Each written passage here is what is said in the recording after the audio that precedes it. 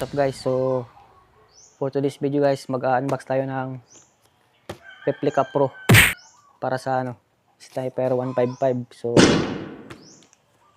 ngayon makikita nyo kung ang buo ang laman ng ng pipe na to. So let's go. Alright guys, so ito yung box. Galing tong Maynila sa Bulacan. So yung price nito nasa 3,200. So ito yung Replica Pro, original to. Tapos dito wala, dito yan, pwede ito sa Mio, Honda Beat, Click, SkyDrive, XRM 125, 110, Wave, Sniper 135, 150, RS 150, Mio Soul, Rouser, Fury, T-Max, tapos black, polish, DB killer pipe, open pipe. So bali elbow lang yung dyan, magbabago pag order ka ng ng pipe na Replica Pro. So let's go, let's do this.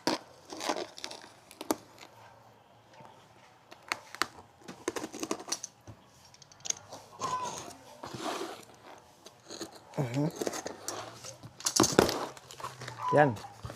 So meron siyang pa ganito para hindi masira. So ito yung elbow.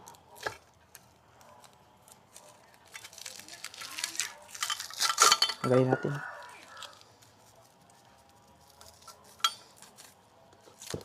So grabe ka secure. Stainless yata ito eh.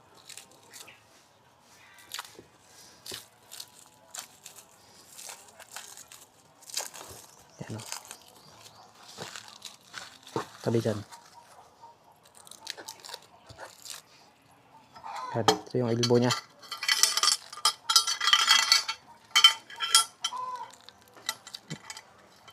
Medyo iba yung nya, pagka-weld. Parang minadali. Mas ayos. Hindi na yung mag-weld. Pero puro to. Ito yung spring nya. Minadali ito pag welding.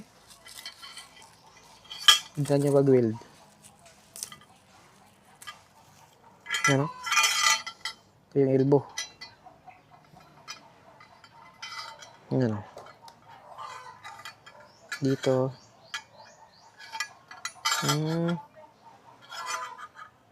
Yan. So meron siyang dito.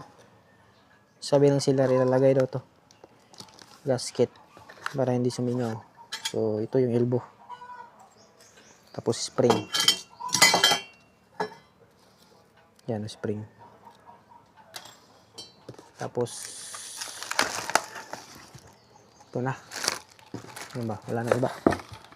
Wala na. Yan. So ito na yung canister. Ayun o.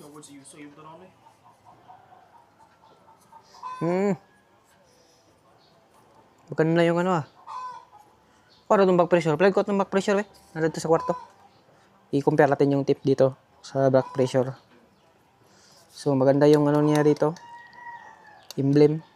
Tapos magaan. Nasa yata to? Mga 2. Pag ito. Mga 1.5. Violet. Nga pipe. Yan, tapos dito. Medyo maliit yung butas dito. Yan. Abri daw, abri. So yun yung back pressure. I-compare lang natin yung tip.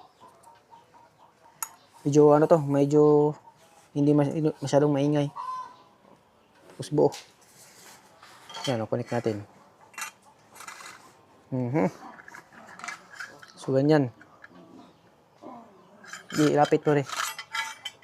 Sabi? So, ito yung back pressure. Mas malaki. Pasok natin. Yun na, pumasok. Mas malaki ng konti yung ano, back pressure. Tapos, iba dito yung ano niya. Wala siyang diretso yung hangin. Hindi tulad sa back pressure na paano pa. So, ayun. Maganda to. Maganda. Yan. Try natin doon. Lapit natin sa motor. Mong isdan? Dili. Yan o.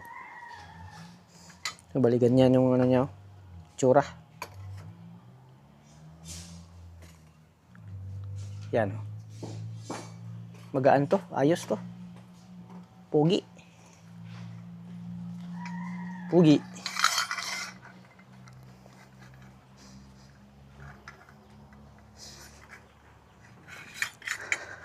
So, yun guys.